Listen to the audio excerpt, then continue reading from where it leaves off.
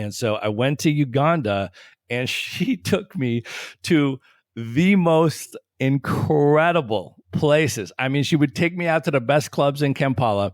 And I was not only the only white person at these clubs, but I was the only non-Ugandan person at these clubs, right? And they were very local and they were amazing. And this was really part of my introduction to like Afro beats, and all the incredible music on the continent, which inspired my subsequent trips to West Africa.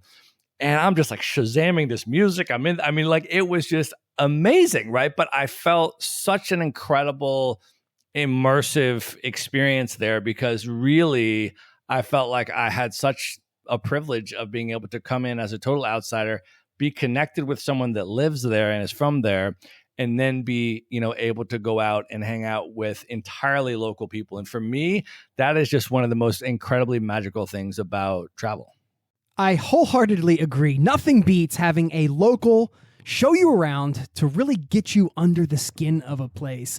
That is Matt Bowles. He's our guest today. Matt's been nomadic for over 10 years. And today you'll hear his advice on how to create a lifestyle that allows for freedom and flexibility.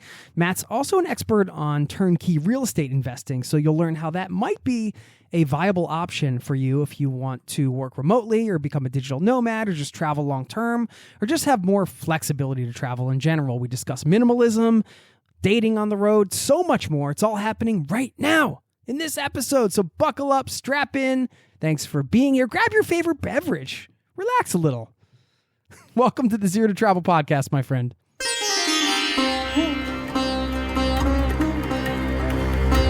You're listening to the Zero to Travel podcast, where we explore exciting travel-based work, lifestyle, and business opportunities, helping you to achieve your wildest travel dreams. And now your host, world wanderer and travel junkie, Jason Moore. Hey, it's Jason here with ZeroToTravel.com. Welcome to the show. Thanks for hanging out, letting me bring a little travel into your ears today. This is the show to help you travel the world on your terms, to fill your life with as much travel as you desire, no matter what your situation or experience. Our guest today, Matt Bowles, has certainly found a way to fill his life with travel. Matt is the host of the Maverick Show podcast. You can learn more about that at themaverickshow.com. Over there, he tries to find some of the most fascinating people on the planet, draw out their stories, unpack the skills, tactics, and strategies they use to build their remote businesses and design their lifestyles. So you might be interested in listening to that, and I'll link up to that in the show notes. We had a fun conversation today, and if you listen closely, you may just catch what I think is the number one hidden perk of nomad life. Let's see if you catch it. I will, on the back end, share what it is with you and a little story that goes along with that and a quote to leave you on your day. Don't forget, if you haven't signed up for our newsletter yet, you know how much it costs? Nothing. It's free. So what are you waiting for? ZeroToTravel.com/newsletter. I send it out once a week. You get some personal stories, travel tips, advice, all the good stuff, but stuff that you don't get on the podcast. So you can sign up over there for that. Without further ado, please enjoy my conversation with Matt, and I will see you on the other side, my friend. Cheers.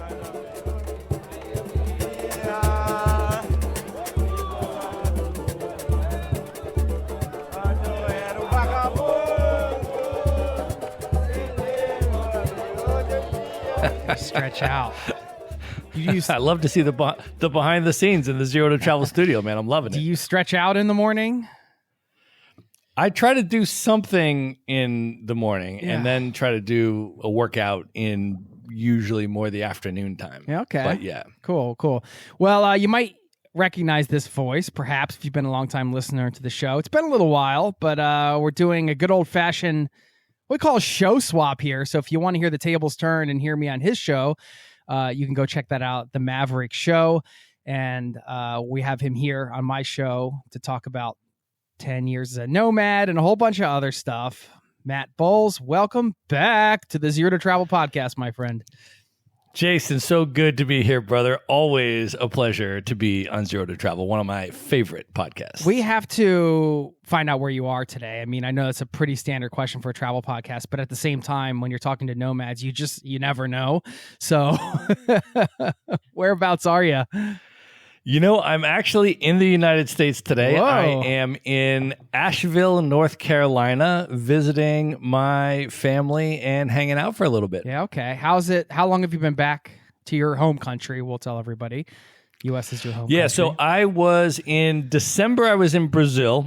And then what I did is I came back for Christmas. So my general thing is I kind of travel around the world for most of the year. I'm an itinerant nomad. I've had no permanent base for 10 years now, but I try to spend some quality time with the family every year. And I usually try to do that starting around Christmas time. So I flew back from Brazil to my sister's place for Christmas, and then I came to hang out with my parents in Asheville. We've been going to the local basketball games here. My parents are big hoops fans, and so we've been following the season and all that kind of stuff. So just sort of hanging out with them, and then I started hopping around, visiting some friends, going to some conferences, that sort of stuff. So I have been in the United States for a few months now. I mean, you get to go back to Asheville, North Carolina, which is a cool...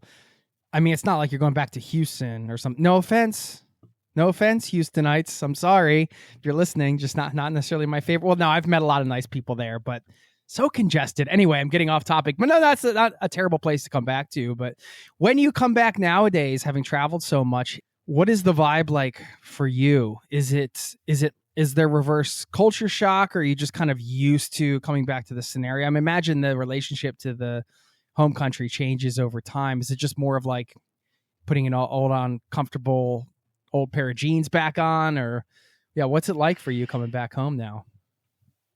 So when I was growing up in the United States, I actually lived in a number of different cities, even as a kid. So I've never actually lived in any one place for more than 7 years my entire life, even as a kid.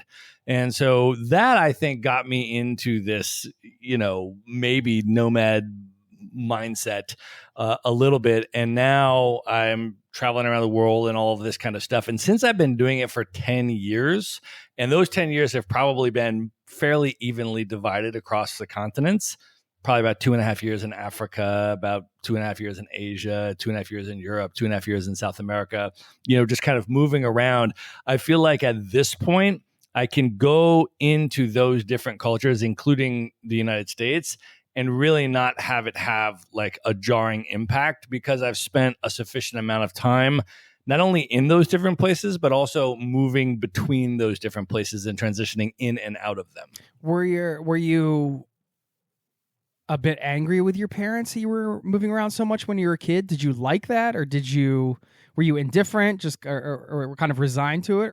Well, when you're a kid, you don't have a choice, and you also don't know anything different. And so certainly there is the initial emotional concern. I'm leaving my friends. I'm no longer going to be at this school. I now have to go somewhere where I don't know anyone and start over and make new friends, and I'll miss my old friends. And so that part is always hard. But then what happens is you get to the new place, you realize you can make new friends and you can get by in this other place. And oh, by the way, this other place has new, cool, different stuff that wasn't in the old place. And so now you can develop new interests or new experiences. And I think that actually ultimately, while I didn't realize it at the time, likely gave me the confidence that I could go to a new place that I wasn't familiar with, and I could interact with new people that I didn't know, and I could make friends and I could acclimate. So I actually think it built up a really nice foundation for the life that I lead now. Yeah. I mean, everything that you just said, if you just bleep out the word school, you could have just been describing the nomad life, really. But also, like, all of that is challenging too. Like, I remember I was nomadic for over 10 years, and I would say around the 10-year mark, maybe a little bit before, it was when I started thinking about, oh, maybe I should live in one place for a little while. Maybe I should have that experience, because you start, whether it's a grass is greener on the other side thing or whatever, your desires change, your needs change. And a lot of nomads I've talked to, they just desire that sort of stable community after a period of time. But nowadays you can get that in a lot of places, with the nomad communities and everything like that. And people are traveling around and doing it together.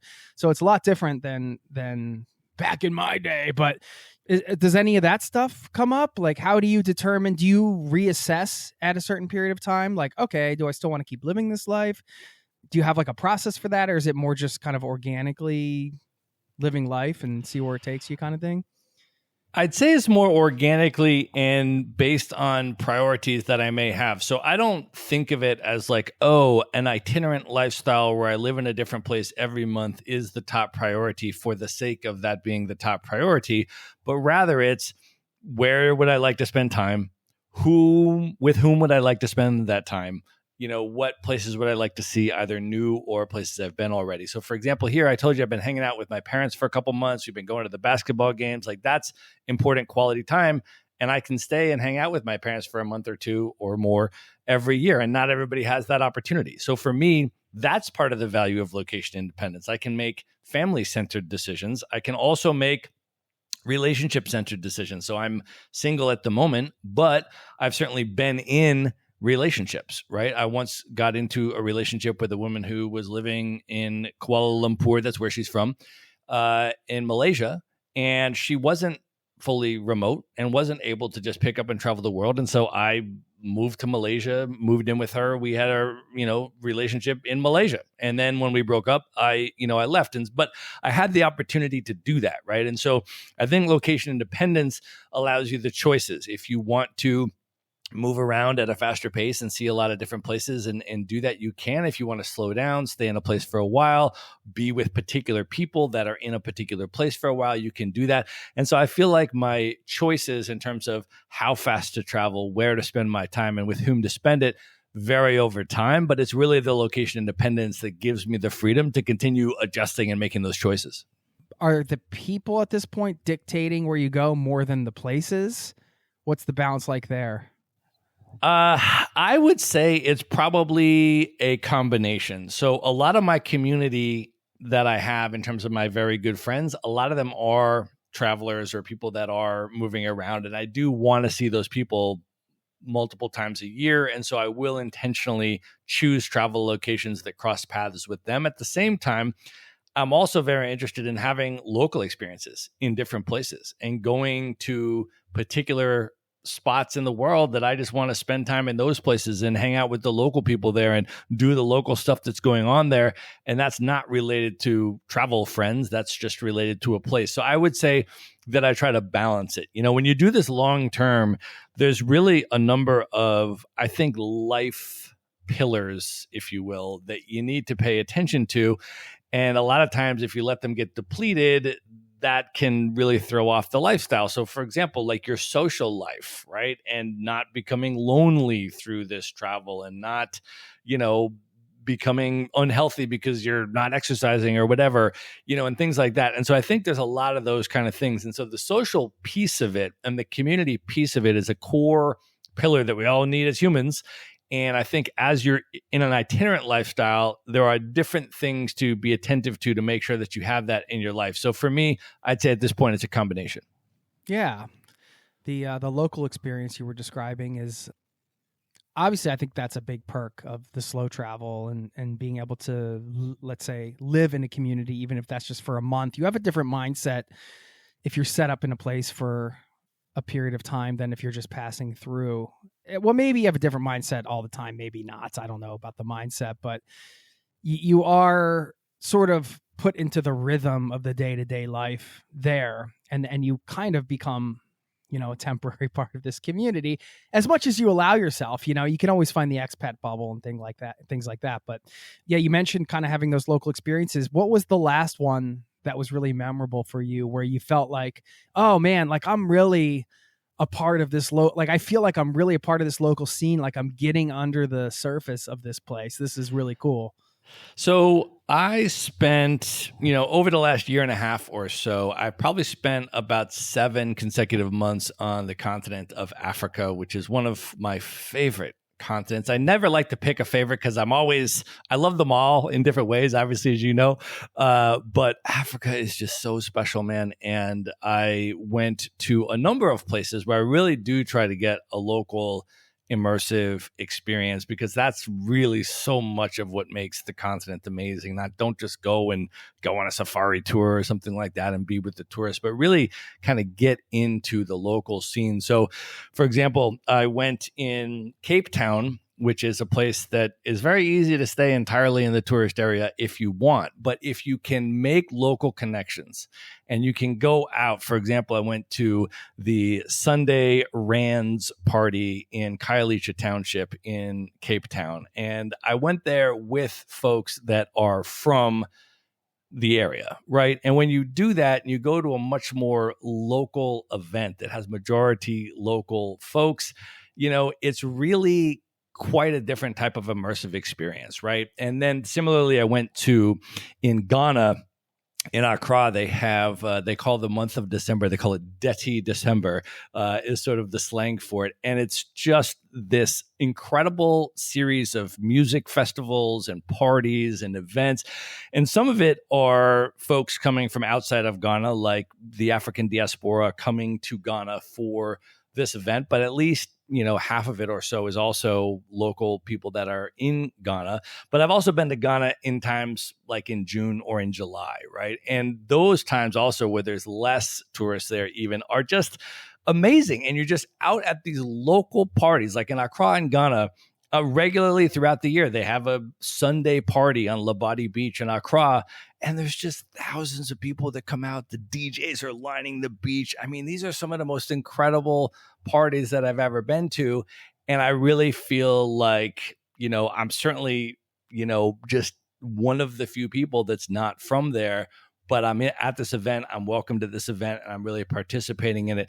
The first time maybe that I really felt that on the continent was in 2018. I went to Uganda.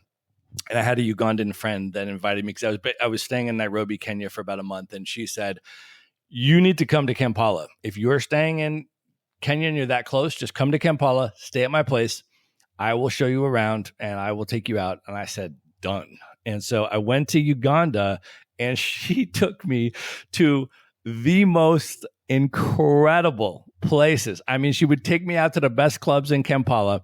And I was not only the only white person at these clubs, but I was the only non-Ugandan person at these clubs, right? And they were very local and they were amazing. And this was really part of my introduction to like Afro beats, and all the incredible music on the continent, which inspired my subsequent trips to West Africa. And I'm just like shazamming this music. It was just amazing, right? But I felt such an incredible immersive experience there because really I felt like I had such a privilege of being able to come in as a total outsider, be connected with someone that lives there and is from there, and then be, able to go out and hang out with entirely local people. And for me, that is just one of the most incredibly magical things about travel. Yeah. I mean, when you get that local invite, like, don't even care where it is, just go. Somebody's like, oh, come visit, I'll show you around, and you're on another continent going to a whole new country. It's like, bam, you're gonna have, like, it doesn't matter if there's nothing to see there. I'm using air quotes from a tourist sites perspective or whatever. I mean, those are some of the most incredible experiences. That sounds epic. Well, I mean, you're a big music guy, used to DJ and everything. Do you make music still, or you just enjoy it? I just hang out with people that do that kind of stuff, man. I don't. I was a DJ, as you mentioned. So going into high school, I was still am a huge hip hop fan.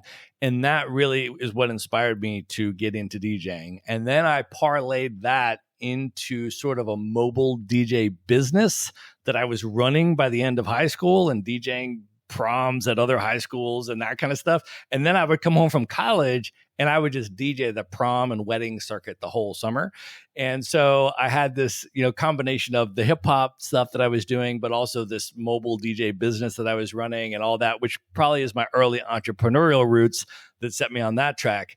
But I officially hung that up and retired, and don't move around with any of that stuff. But I have a bunch of friends that are DJs. Actually, one of the things I did a few weeks ago is I went out to Chicago because I have some DJ friends out there that throw this hip hop party, and I was out for that and supporting them. And we sort of joke around because my buddy, when I was in college, he was in college with me, And I was a hip hop DJ. I had a show on the college radio station, and he was just a hip hop fanatic. And so he would just come to my show and help me carry my record crates at the time and this kind of stuff.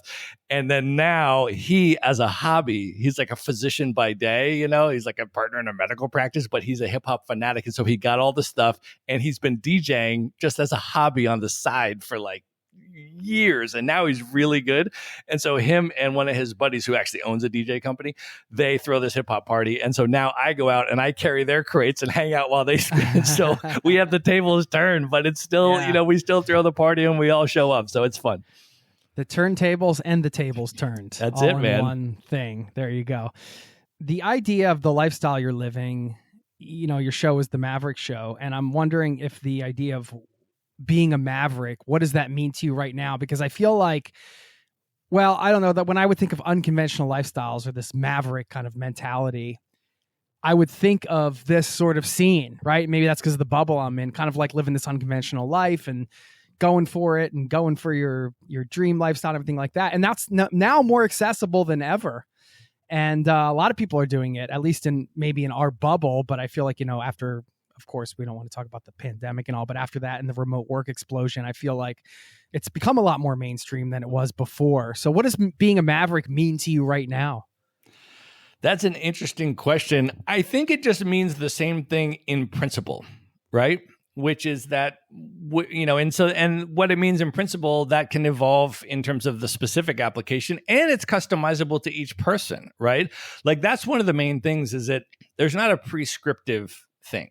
There's not a thing that says, oh, this exactly what I'm doing is the ideal lifestyle and everyone else should do exactly what I'm doing. No, the idea is, how can you get the freedom, an increasing amount of freedom in your life to make choices that make the most sense for you? So as you know, on my show, I interview an incredibly diverse range of people, as I know you do as well, right? And so different people have different priorities, different needs, different preferences, different passions, different interests. And so they might structure their lifestyle in all these different ways. And so one of the things I try to do on the Maverick Show is interview people who have all these different backgrounds. So first of all, people coming from all over the world, right? I mean, people that are born and raised on the continent of Africa that are now full-time digital nomads, or born and raised in Asia that are now full-time digital nomads, or, coming from different places.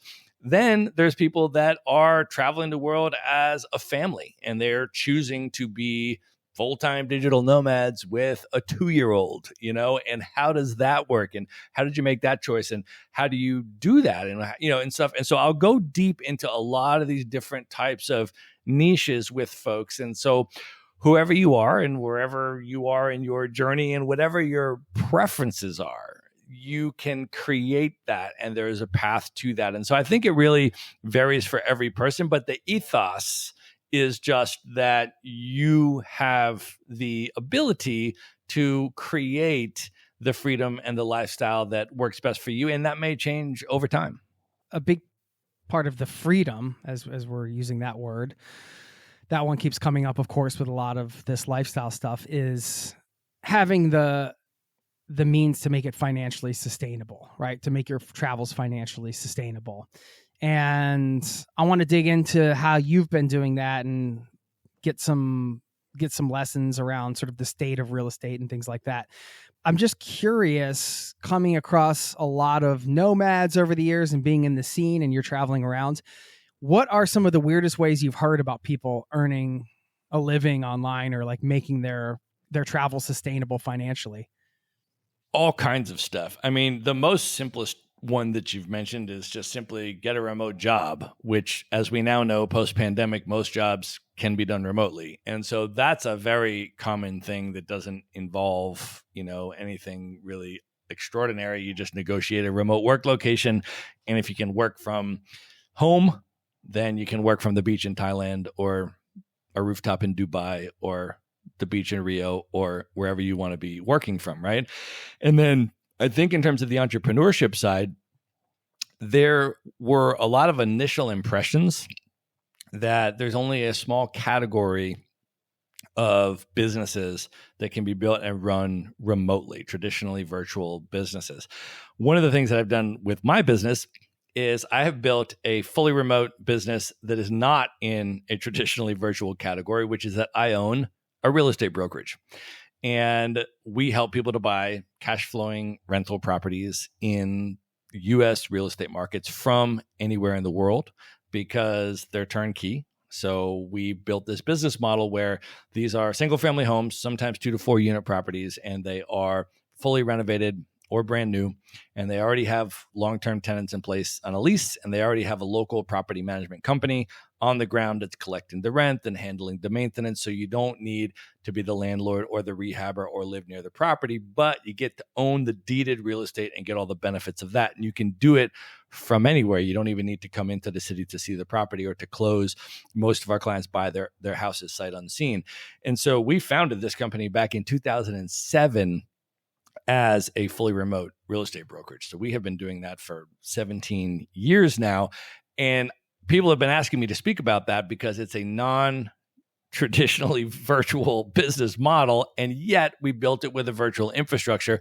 And I interview a lot of people that have similarly built businesses where you think, wait a minute, how could you possibly do that remotely? So I interviewed one of my very good friends, Jen McGee, runs a architectural design company. So she has like Fortune 500 clients, Barnes and Noble and Sharper Image, and these kind of clients that hire her to do architectural design. She designed the duty-free shops at JFK Airport in New York City, if people have been through those, and big time projects like that. And she travels the world full time with no base while she's doing these projects. And I'm like, wait, how do you do that? Right. And so there's a lot of these categories that people think, oh, that type of job couldn't be done remotely. That type of business couldn't be done remotely. But in fact, a lot of them actually can be if you sort of reverse engineer and start asking yourself the question, how could I potentially build a business like this and run it remotely? Instead of just, can I, yes or no, ask yourself, how can I? And then start working backwards through the challenges, through the obstacles. And a lot of times what you'll find is that a lot more businesses than you think can be run fully remotely while traveling the world.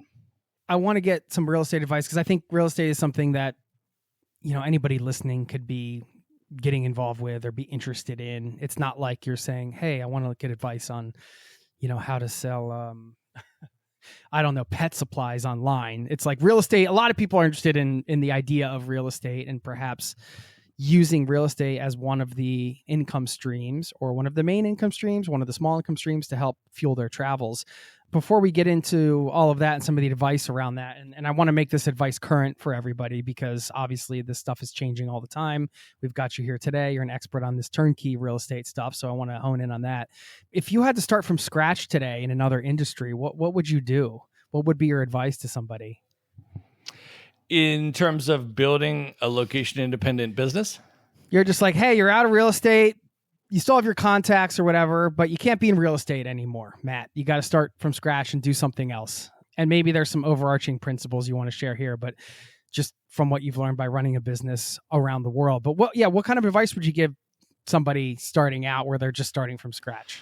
Well, the first thing is to figure out what your transferable skills are that you've already developed. Okay. So if you've been working in a particular job or particular sector, or perhaps you just have a hobby that you're super passionate about on the side and you've built up all these skills that you haven't even monetized yet, but they're just skills, I would really audit those. So it's first is going to start with a self-audit. And what you're going to want to do is determine where the overlap is between stuff that you're good at and stuff that you love, because those are two things that are going to be important for making it successful long-term. Because if you're good at something and you don't love it, you're going to burn out. You're going to run out of motivation. You're going to run out of momentum. So that's the first thing. And if, you love something, but you also need to make sure that people will be willing to pay for it, right? So if you work at a job, presumably for a company, they're somehow selling something and you're helping them to, somehow sell it or produce it or whatever and work in that infrastructure. And so you've clearly developed some portion of the skills that are required. And there are freelance avenues, for example, for people with all different types of skills. So there are tons of businesses that need to hire freelancers that can do a particular thing.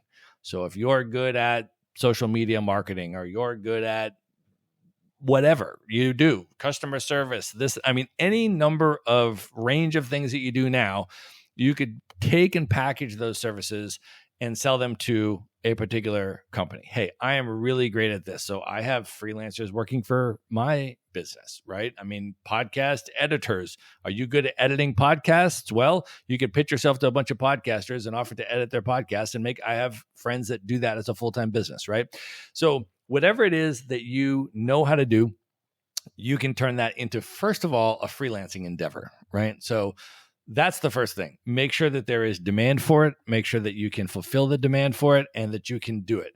And then once you become a freelancer and you're actually getting paid for doing something that you're good at and that you like, then you can think about building it into a business. And of course, the main difference between being a freelancer and building a business is that as a freelancer, you're trading your time for money and you're doing the thing and you're getting paid.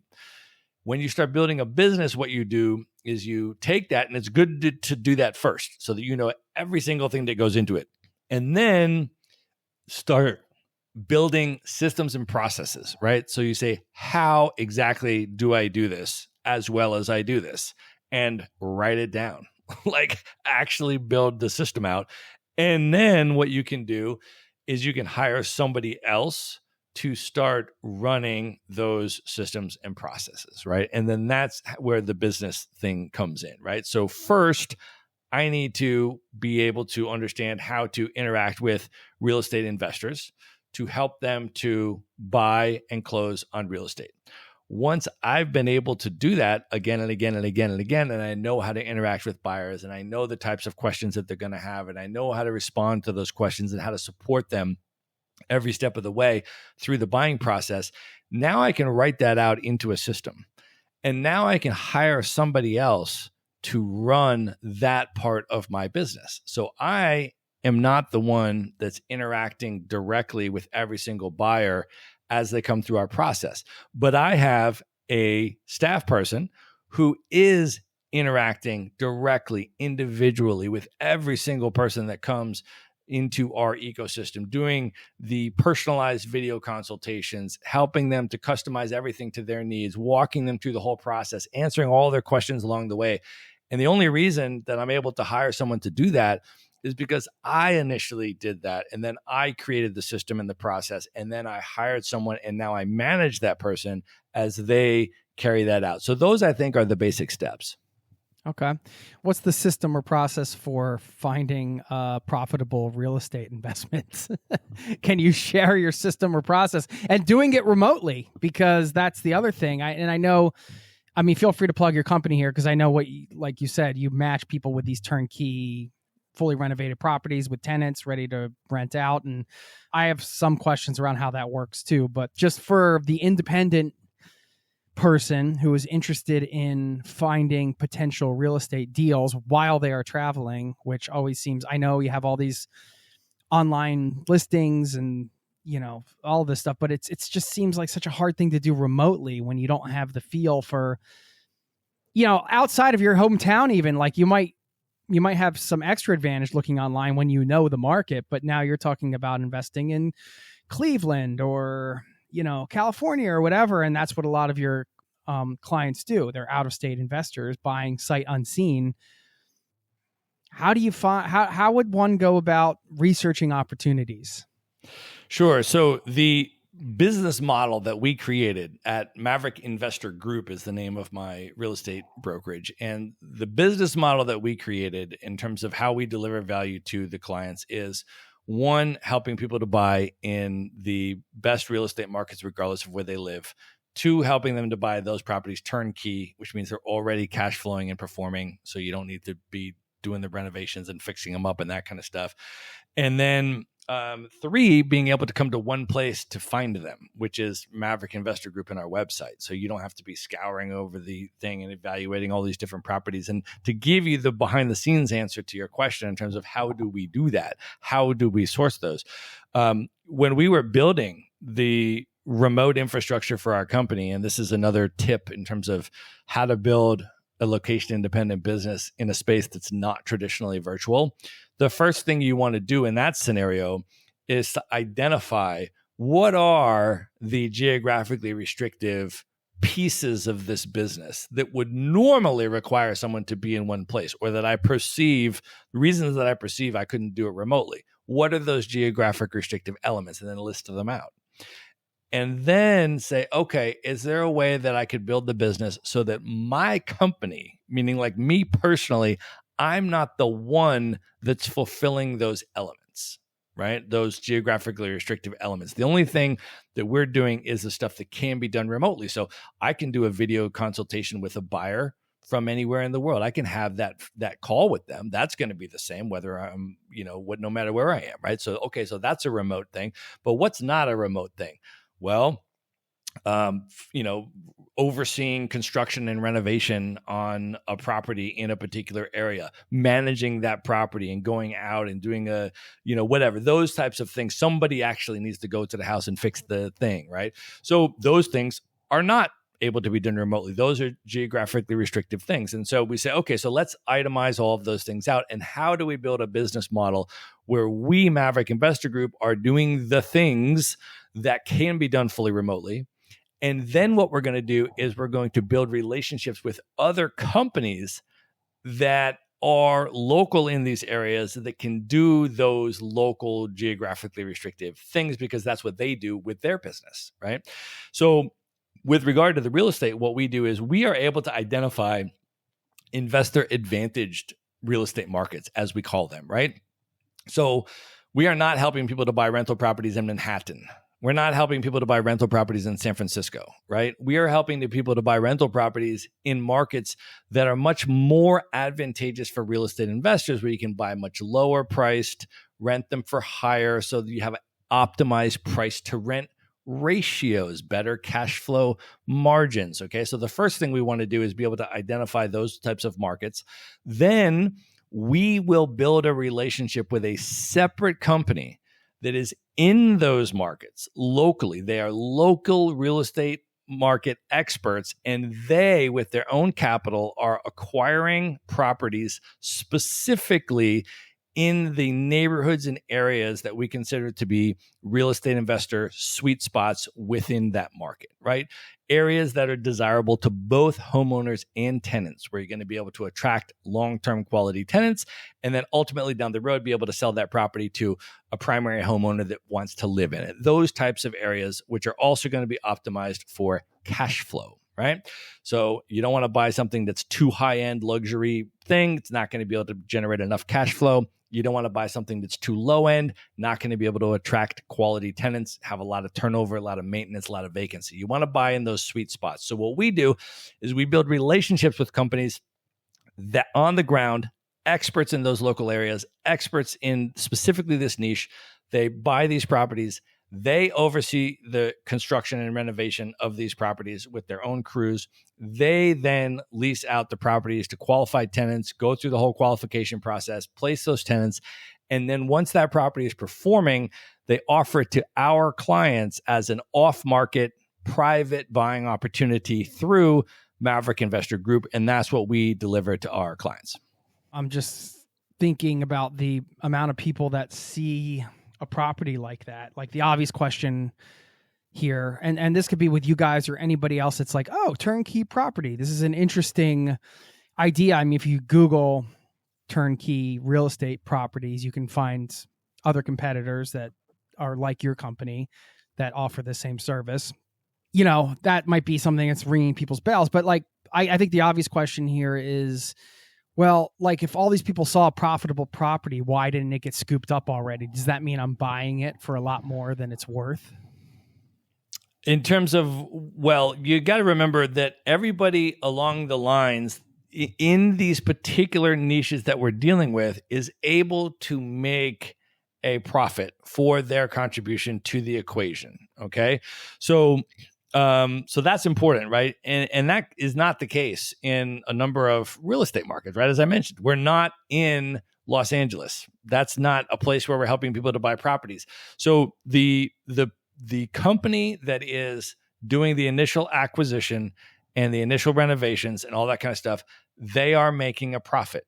One of the ways that they can make that profit is that they're doing this with an economy of scale. So they are buying their materials in bulk. They are sometimes buying, properties in bulk and, and so forth, right? So there's an economy of scale there that an individual wouldn't have if they just went in and tried to renovate a house, right? Because they're doing so many of these that they have that economy of scale. And so they're able to do it in a way that makes a profit for them. My company, Maverick Investor Group, as the real estate brokerage, is making a referral fee on these properties, which is like a commission. That is paid by the seller, not by the buyer. And that's a normal part of a real estate transaction, right? And so we're able to make that as a normal real estate brokerage would. And the seller doesn't have to pay advertising and marketing and all those other types of costs because we're able to just bring the buyers, right? So we save them that overhead. They're able to pay us that fee. And that's built into the real estate transaction as it normally is. And the beautiful part about that is that the buyer doesn't have to pay any money to work with us, right? But hasn't that those laws have changed pretty dramatically recently, haven't they? Well, there are changing dynamics, but that doesn't change with the way that our model works. So for people that buy through Maverick Investor Group, they don't have to pay money to work with us. They don't have to pay money to access our properties. We work it out with the seller so that our referral fees come from the seller and not the buyer. And the beautiful part about that is that clients can work with us and pay no money. And the only way that we get paid is if we can actually help them to find a property that's the good fit for their needs. And then they close on it. Then we get paid, but not by them. Right. And so that's the thing that I love, to be honest, the most about this business model. And it's one of the ways that I developed this business model. I was like, this is incredible. Because I don't really like selling stuff, but if I can just help people for free and not charge them anything, and then also there's a way for me to get paid and monetize that without selling them stuff and charging them money, like that's fantastic. And so, so that's how the business model developed, and that's how it goes. So anybody can just come in. We do free consultations. We work with them, and then they don't have to pay us any money at all. And we're working with a lot of the same clients that we've been working with for a decade and helping them to continue to build their portfolios over time. Yeah, cool. Congratulations. Thanks, man. How many people do you have working at the company with, freelancers? And I don't know if you have employees or? Yeah, so we are pretty lean company. We have less than 10 staff. We have, as I mentioned, we have our sort of investment property specialist who works with each of our buyers. We have a contract to close coordinator. We have administrative assistant. I've got an IT, person that runs all that. My business partner I have two business partners. One of them runs the operational side of the business. One of them runs sort of the, financial bookkeeping, is our corporate broker, runs that side. So, less than 10. Yeah. Okay. Give us your quick hit, like top 3 to 5 markets right now. So most of them are going to be in the Midwestern United States at this point. So we just recently did a buying opportunity webinar for Cleveland, Ohio. We have recently this year also done one for St. Louis, Missouri. Other markets that we've also have been pretty popular, markets like Indianapolis, Indiana, markets like Kansas City. So these are many of the most popular markets because the price to rent ratios in those markets are really advantageous compared with other areas of the United States. As you know, obviously you've spent time in Colorado and places like that, and the prices are a lot more expensive out there, right? And so there's a lot of people that live in those more expensive markets because they want to ski in Colorado or they want to live in LA, or I lived in LA for many years. It's a great place to live, but you're able to then buy real estate in the markets that make the most sense and that are the most advantageous. And if you live in California, you realize, oh, wow, I could buy 10 single family homes in St. Louis for the price of one in California. And the total amount of rental income is going to be significantly greater. And so you can do this sort of geographical arbitrage thing where you realize, oh, instead of buying in my local area in this more expensive market, I could just deploy that capital to buy real estate in this different market. And all of a sudden my return on investment increases substantially. Yeah. I think a lot of people listening probably love that idea and are also terrified by the actual doing of it, because now you're going into a place that you don't know. But that's the hole you guys fill. So, I mean, I didn't mean to deep dive there, but that was just kind of interesting to me. And I liked your advice that you shared a little bit earlier about, it was just cool to hear the methodology of like, okay, what can we do remotely? Kind of like the practical aspect of listing that out and listing out the things you can't do remotely, and using real estate as the example. Let's say there's a listener right now that wants to buy real estate in Cleveland independently, or they want to do a turnkey thing. They might go with you. Or if they're just like, oh, this is interesting, I'm going to look into this. They could do the same thing, right? Okay, well, how are you going to do your due diligence? Or you want somebody to do a walkthrough? Is that one of your requirements? I guess you're just going to have to hire somebody to do it. So it's this idea of just kind of breaking free mentally of just writing things off and thinking they can't be done with travel. And I think your point is an important one, Jason, because it's not only, I mean, I've been talking about my role in running the business side of things and how did we build it so that we could be remote. But the other side of this that's so advantageous is we built the business model so that the real estate investors, the buyers, our clients can also be remote. And as I mentioned, most of our clients, anybody is welcome to go into the market, by the way, right? So if you're going to buy in Cleveland, you are more than welcome to fly to Cleveland, walk the neighborhood, go inside the house that you're going to buy, shake hands with the property manager, sit down in their office. You are more than welcome to do that by all means. And I mean, it's a fun thing to do, write it off as a business expense, because you're going to be making an investment there or whatever. Like maybe that's a cool premise for your travel to go to a city that maybe you haven't been to. By all means, feel free to do that. Most of our clients don't do that.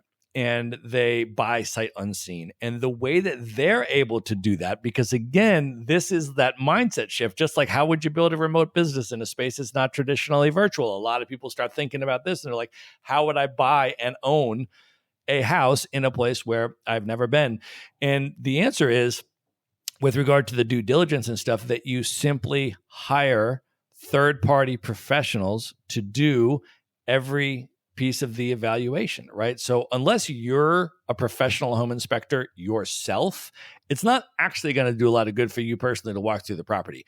Even if you are buying down the street from where you live, you still want to hire a professional home inspector that works for you, not for the seller, to go in and do a professional home inspection of that house. And you can do that in any place, any of the markets that we work in. You can hire a professional home inspector. We can give you a list of people that other clients have used, and it's totally independent. They work for you. They inspect the home. They give you the report, and then you send that report to the seller, and the seller comes up with a punch list that they're going to fix before closing, to knock out any final items that showed up on that inspection report. Then you're going to have an appraisal of your property to make sure that it is worth at least as much as you're paying for it. And if you get a mortgage on your property, the bank is going to require that you get an appraisal, because they're not going to lend money on a property that isn't worth as much as you're paying for it. And so when you have professional appraisers, you have a professional inspectors, and then you're going to hire a professional property management company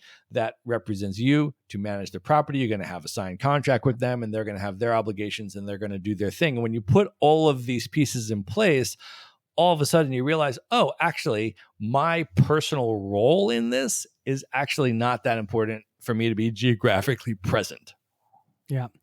Can you give me your top 3 to 5 resources right now for researching real estate for the independent investor? Sure. So we actually have an entire resource section on our website, which is called maverickinvestorgroup.com. And you can just go to the resources section. And there we have a number of resources. For example, there's one that is called Rent Range, which is one that I would recommend that people can use.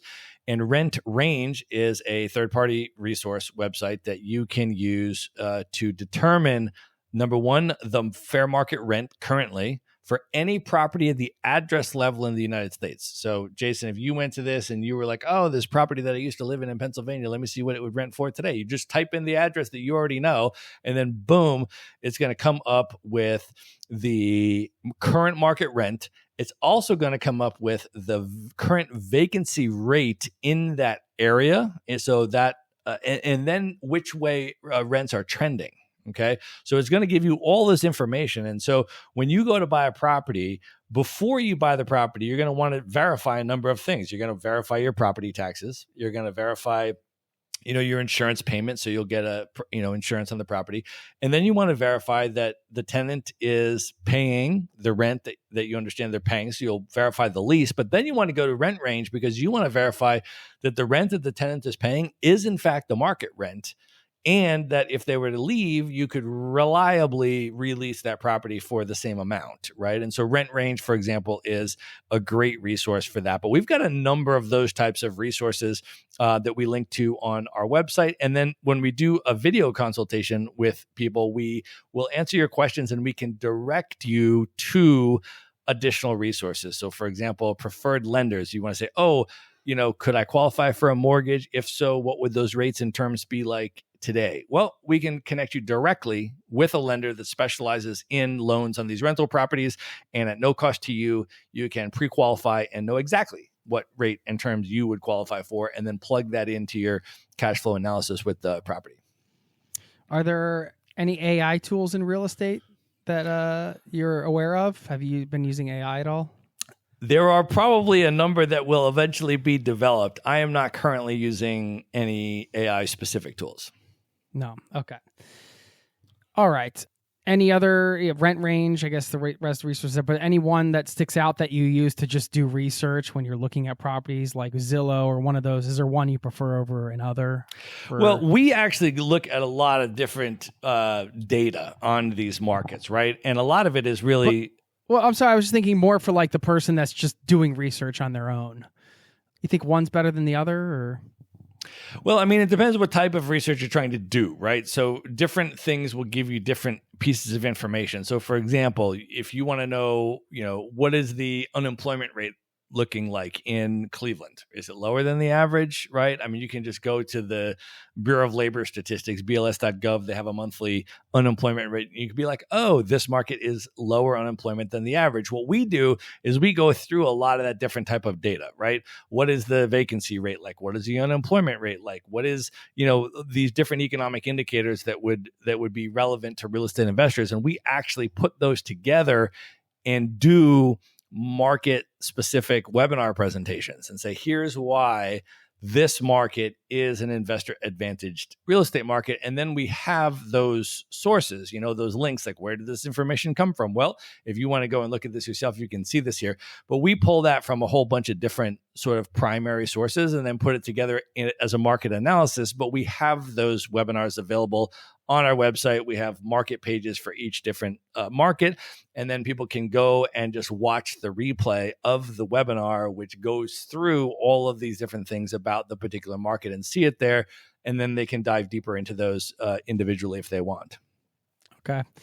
Well, we can transition out of the real estate stuff. I just thought it would be a shame if we didn't pick your brain on some of that stuff. And I hope somebody's listening, if they're, I'm a big fan of having the tools in the tool belt. So it's nice to be aware of opportunities. And I know real estate's something that I feel like crosses everybody's mind at some point, whether they want to be a homeowner themselves or, so I just thought it was worth kind of discussing this and letting people know this idea of a turnkey thing. There are these resources out there for you. So and thanks for that. What is the best decision you've made recently that's kind of had let's say, I don't want to say dramatically improved your life, but sometimes you can make these one decisions that, they just move things in a better direction for you. That could be anything, personal, business, whatever. I'm just curious if there's been anything recently for you.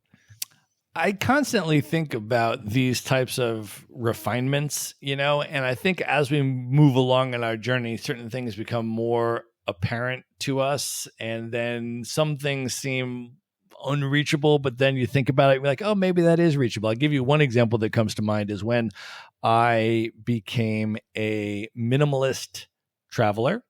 So, and by minimalist traveler, I mean that I travel the world full time. So I have no base. I don't have like a storage unit or things like that. I have no base. And I currently travel the world full time with carry-on luggage only. So all of my physical possessions in the world that I own fit into carry-on luggage. And getting to that point was one of the most liberating things that I have done in my life. And initially, I didn't think it was possible. I'm like, how would that be possible? And so when I started traveling, not only did I have a storage unit full of stuff, but I also was carrying enormous suitcases full of a giant amount of luggage and lugging them up the stairs of my Airbnb and over the cobblestones and all this kind of stuff. And I'm like, there has to be a better way. And so then I started studying minimalist packing. And I said, you know what? I'm going to try this. I'm going to see if I can do it. And now at this point in my journey, carry-on luggage only, which for me means a 22-inch rollerboard suitcase and then a laptop backpack that slides over the handle and fits under the seat on the plane. And my carry-on luggage includes a 3-piece suit. It includes an espresso maker. It includes a professional podcasting studio. It includes a wine aerator, and my list goes on, right? So this is something. It sounds like George Costanza's desk. You know, that episode where he sleeps under the desk and he's got all the drawers. I mean, that doesn't even sound possible. It doesn't sound possible, and yet it's possible. And so once I really started studying the art, and I call it stylish minimalism, right? As I mentioned, because a lot of people think, oh, minimalism, I could probably do it, but that would basically mean wearing the same swim trunks and flip-flops and only traveling to beach locations, and then maybe I could do it. But I was like, no, you know what? I like to go skiing also. I like to go to dressy nights out, go to Tokyo and really style it up and go to a really nice place and wear a suit and just do it because, you know, and stuff like that. So I'm like, how could I do this in a way that would allow me to ski? It would allow me to go to dressy nights out, would allow me to go to beaches, all that stuff without checking a bag. And so I've really refined that process, and I have now started doing workshops on it because people, just like what you just said, they're like, that doesn't seem possible. Can you do a training on that, like a workshop? Like, how does that work? And so I've been doing presentations on stylish minimalist packing all over the world. But, you know, for me, ultimately, not only is it like, oh yeah, it's easier because, you know, you're not losing your luggage on the plane. You're not waiting for the luggage to come off the plane for 45 minutes. You're just, you know, I'm in my Airbnb having a glass of wine while people are still waiting for their luggage. You know, there's all those benefits. But for me, the greatest benefit has just been how psychologically liberating it is. I have imposed a physical restriction on myself by doing this, that I cannot participate in materialist consumption. Meaning I cannot go shopping because I have no place to put anything that I might buy, right? And so that for me has been the greatest benefit of this, because when you remove yourself from the materialist consumption that we're all socialized into, all of a sudden now you can put your time, your energy, and your money towards experiences and relationships with people. And that has been the greatest shift for me, I think. Is that an espresso maker in your pocket, or are you just happy? No. Okay.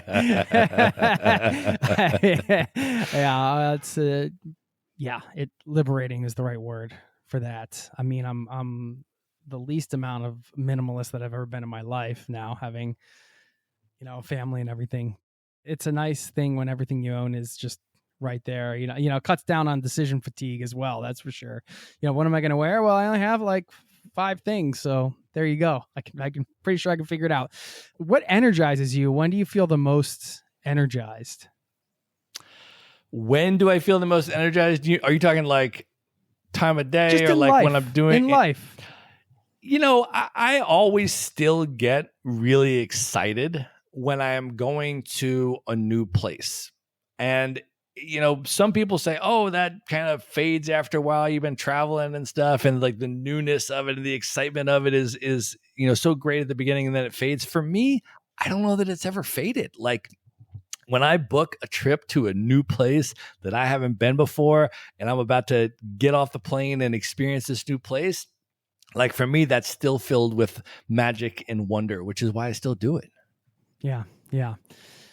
That's a beautiful thing. I mean, after so many years, you know, if you haven't lost your curiosity and excitement for that, then that's great. I mean, if you start to, then I've heard that before too. People are like, well, if I start to kind of just taking all this for granted, then maybe it's time to go home or to just chill out for a little bit, get off the road. Just a couple more things. Is there anything that you've always wanted that you don't have yet? Anything that I've always wanted that I don't have yet. I think that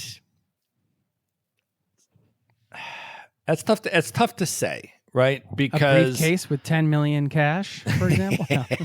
Exactly. I mean, that's the thing, right? Like, I think you could always have more in certain areas. You could always make more money or be more successful in your business or have more listeners on your podcast or there's always more things that you could get or achieve at a higher level in certain places. I'm single, I'm not married, I don't have kids, that kind of stuff. And so, maybe when I was younger, I thought, that would be nice. I would like that. But for me, it hasn't happened yet. Haven't met the right person to do that with yet. But I feel like that's also part of the journey. A lot of people my age met not the right person, did that, and are now no longer married, right? Yeah. And stuff. And so I feel like for me, the journey really has been what it is, and I am exactly where I am supposed to be. And so, I'm continuing to try to learn stuff every day. I'm continuing to try to learn new things and open my mind and see more of the world and meet new people and just kind of approach the world with curiosity and love and interest. And, I love hanging out and meeting new people and having new conversations and all of that kind of stuff. And so I just sort of go forth into the world with those types of good intentions. And I feel like, I do the best I can. I keep moving and, and it's unfolded the way it has supposed to, and will hopefully continue doing so. What's your relationship with dating right now? Man, I think that, to be honest, dating as a digital nomad is incredible. In terms of being able to date locally around the world has been one of the most remarkably beautiful forms of cultural immersion that I have found. And I will also caveat this by saying that when I started my nomad journey, I was in a committed relationship, and my partner and I, she and I traveled the world together as itinerant nomad couple for 3 years.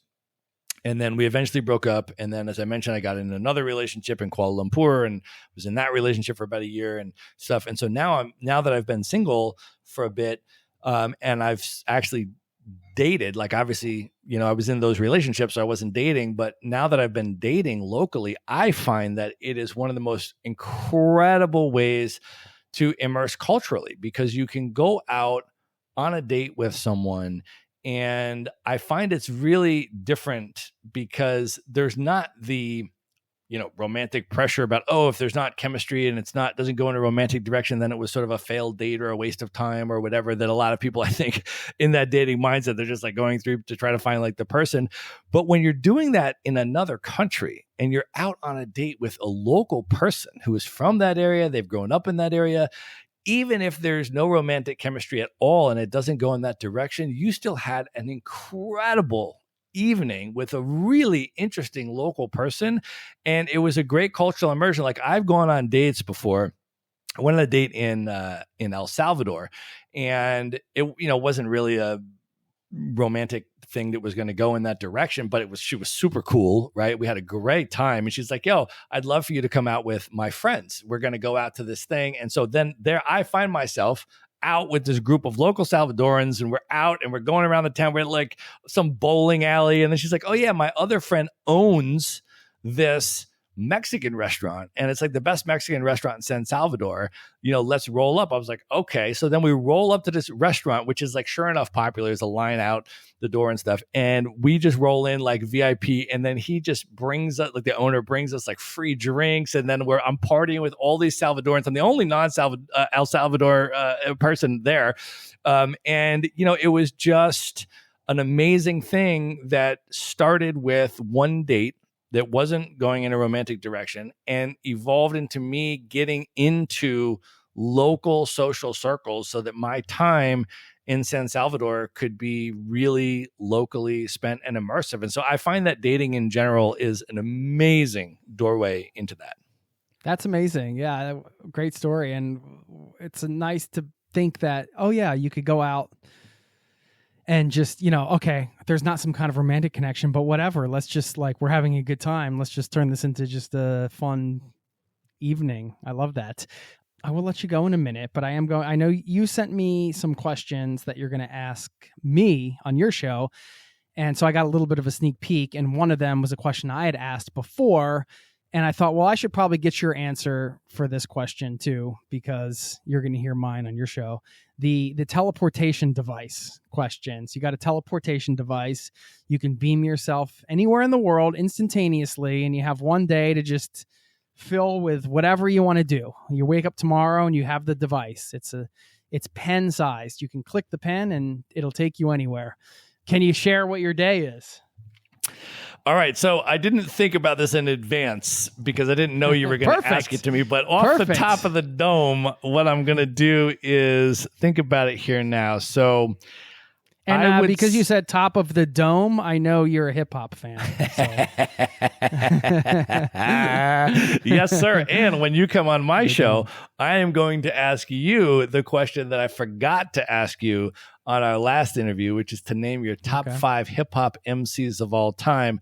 I don't know if that knowledge is public or if you've announced that publicly yet, but for all of the Zero to Travel listeners that want to hear Jason Moore's relationship with hip hop, his hip hop story, and hear his top 5 MCs, you're going to be able to check that out on the Maverick Show. I'm sure they're on the edge of their seats right now. Listen, man, I know you've got some hip hop fans in your audience, and they are going to be curious about this answer, so they will be able to find that on the Maverick Show. But to answer your teleportation question, okay, I'm going to say when I wake up in the morning, I'm going to wake up in Paris, France, and I am going to immediately go out and get some croissants for breakfast. And what I'm going to do is I'm going to hop around to a couple different bakeries, and I'm going to buy one croissant in one of the best bakeries, and then I'm going to go to a different one, and I'm going to buy a different croissant, and I'm going to compare them, and I'm going to have a shot of espresso with each one. So that's going to be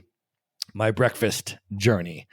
Then from there, I am going to teleport out to the Galapagos Islands, and I am going to spend my late morning cruising around on a catamaran, which I had the incredible privilege of doing and was one of the most memorable travel experiences that I've had. And I'm just going to cruise around in the late morning on a catamaran, kick back, do a little bit of snorkeling in the Galapagos, and hang out with these remarkably friendly sea lions that just swim up to you, and giant sea turtles that just want to play with you, and kind of have that be my late morning. Then for lunch, I am going to teleport to Ho Chi Minh City in Vietnam, because I had in Ho Chi Minh City one of the greatest lunch meals of my life, which was a banh mi, which is basically a sandwich on a baguette for people that don't know. And it has this beautiful meat that's been, just prepared in this incredible way. And so I had heard about this place. It's like a banh mi shop that is Anthony Bourdain went there, and I had heard about it, and you can get a sandwich for like less than $2, and it's going to blow your mind. And so I am going to go, I think, to Vietnam for lunch. And then after that, I am probably going to spend the afternoon. I think I'm going to go to, afternoon. This is tough. I think I'm going to go to Tokyo, and I'm going to walk around Tokyo, because Tokyo is just mesmerizing. It is like no city on the planet of Earth. It is just a mesmerizing city to all the senses. It is just a sensory experience like no other. And I feel like that's what I want to do in the afternoon. Japan also has some of the best coffee shops in the world. And if you are into coffee, Japan is an amazing place where they do it with a meticulous level of perfection. And so I would definitely have my afternoon coffee there in Tokyo, and probably some snacks and that sort of stuff. And then for dinner, I mean, Japan is some of the best food in the world, but I think I'm going to transport myself to India, because if I had to, I mean, it's tough for me to say that any food in the world I love more than Indian food, and having it in India is really a super special place. So I think I might transport myself to Mumbai and go for an amazing Indian dinner in Mumbai. So for my nightcap evening, I'm going to pick Accra in Ghana, and I am going to go to a club called Kona, which I have this incredible memory from. I was there with a very good friend of mine. It was entirely local. I think we're the only non-Ghanaians there. They were playing the most incredible Afro beats. We were there till 2:30 in the morning, and we were like, all right, I think it's maybe time to leave now. And we start going to walk towards the exit of the club, and all of a sudden they switch DJs, because let me tell you, in Ghana, the party does not stop at 2:30 in the morning. That's just the new DJ coming in to start a set. And so this new DJ comes on and starts playing hip hop. So after a whole evening of amazing Afro beats, now they're playing hip hop, which, as you know, speaks to my heart and soul. So I was like, we can't leave now. So we turn around and we go back in, and we stay there till, I don't know, 5 a.m. or something like that. But it was an amazing, amazing night. And so I'm going to put Accra, Ghana as my final stop on the teleportation tour to close out the night. Nice. Great day. When are they going to invent this teleportation thing? I don't know. Okay, well, thanks, man. Thanks for your time. I want to give you the opportunity now to share whatever you'd like here in terms of where people can find you and stuff like that. And then we're going to sign off and record your show with me next. So I look forward to that. So wherever you are listening to this podcast, you can just type in The Maverick Show with Matt Bowles and subscribe to The Maverick Show. Would love to have your feedback on there. If you want to shoot me a personal DM on Instagram, my personal handle is at Matt Bowles Maverick, MattBowles Maverick. That's my personal handle on Instagram. Shoot me a DM. Let me know you heard me on Zero to Travel. I love interacting with listeners, and so that would be super fun. And then I want to make a totally free offer to all of the Zero to Travel listeners. I have created a special page, which is themaverickshow.com/Zero to Travel. And when you go there, there's just going to be a bunch of free stuff relating to themes that we talked about in the show today. So for example, I have there for you a free video training on minimalist packing, including a luggage audit of everything that I pack and tips and principles on how you can do it and customize it for yourself as well. I have the 7 keys to building a location independent business, even in a space that's not traditionally virtual, if you're interested in that. I also have content on real estate investing for digital nomads, or anyone really that wants to buy out-of-state real estate, as well as ways for you to contact us if you're interested in the real estate stuff. So you can get all of that for free at themaverickshow.com/Zero to Travel. Right on. Thank you, Matt. Always a pleasure, and look forward to doing the next one with you. Absolutely. Be sure to check out Jason's interview on The Maverick Show, because I'm going to pull some very interesting stuff out of him that he has never shared before, including his top 5 hip-hop MCs of all time. I'm scared. All right. Thanks again. Take care.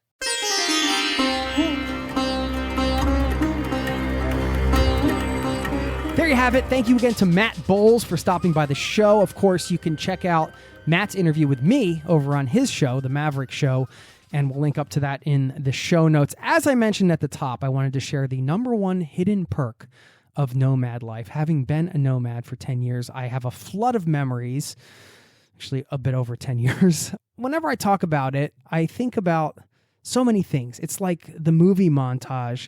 You know this as a traveler. Somebody could just mention whatever, some city you've been in, Amsterdam or whatever, and all of a sudden it's not like you just think linearly. You just see like a barrage of images and maybe good times or bad times, or that thing got stolen from me, or, almost is overwhelming. And when I think about my decade plus as a nomad, that's kind of what I experience in my head. It's just, there's so much to it, to the experience. And of course I have the travel memories, like hiking to Machu Picchu or some of the big highlights like that. I have the memories from the small towns and the random locals that, took us in for meals or showed us around, or, all of that great stuff. But I would say from a lifestyle perspective, the number one hidden perk of nomad life isn't the travel piece. Well, kind of. But it's the ability to spend extended periods of time with family and friends, which for me often involved traveling, right? I go visit friends, that I met randomly that lived in Portland, or I'd go visit my buddy Jason in Colorado before I lived there, or I'd go visit, so-and-so here and there. So of course there's a travel element involved. But being able to take a month and just be with your parents, or go back and surprise my dad when he was having surgery for his cancer, or surprise my mom when she was in the hospital, things like that, or just show up at the door and say, I'm here. I mean, we don't get our time back. We all know that. And I think that is something that maybe isn't talked about a lot in the nomad space. If you're looking at the sexy images on Instagram and all that stuff, it's like, here I am at the beach and the laptop and all that. But the ability to extend your stay and spend quality time with friends and family, can't beat it. And, you can have that without working for yourself. I did that when I was doing this contract work and traveling around, doing these travel jobs. If I had these longer breaks, I could break it up and use some of it to travel overseas and other parts of it to spend time with friends and family. So anyway, you already know how valuable that time is. And I just thought it would be another thing to throw out as we close this out. If you're working towards some kind of lifestyle shift that will allow you to have the flexibility and freedom to travel more, like Matt does, like we discussed a bit today, perhaps that's another thing to keep in mind. As you know it's there, but it can be highly motivating too, to understand that that's such a big perk, and to me, one of the biggest hidden perks of nomad life. Okay, let me close this out with a quote from the old quote drawer. This one, you know what? I can't even pronounce this person's name, so I'm not even going to try. I'm just going to pull another quote out of the drawer. This one's from Shirdi Sai Baba, who said, "You must be a lotus unfolding its petals when the sun rises in the sky, unaffected by the slush where it is born, or even the water which sustains it." Thanks for listening, and I'll see you next time. Peace and love to you and yours. Cheers. This podcast has been brought to you by ZeroToTravel.com. Ideas and advice to make your travel dreams a reality.